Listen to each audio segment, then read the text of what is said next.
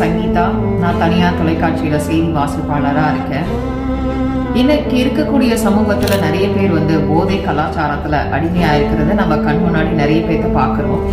அப்படி போதையில் அடிக்ட் ஆனவங்க, அதாவது பெரியவங்கள்ல இருந்து ஸ்கூல் பசங்க வரைக்கும் இன்னைக்கு நிறைய பேர் போதையில் அடிக்ட் ஆயிருக்காங்க. டெய்லி வர செய்தித்தாளை பார்க்கும்போதே நமக்கு தெரியும் அதில் எவ்வளோ பேர் அடிக்ட் ஆயிருக்காங்க அப்படிங்கிறது.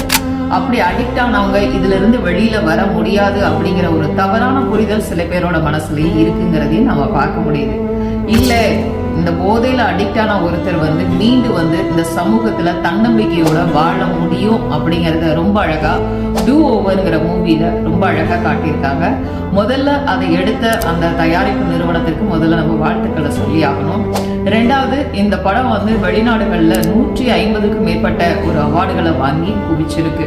அதுக்கு காரணம் இந்த படத்துல ஒரு போதையில அடிக்ட் ஆன ஒரு பையன் நல்லபடியா வாழ முடியும் அப்படிங்கறது ரொம்ப அழகா காட்டியிருக்காங்க.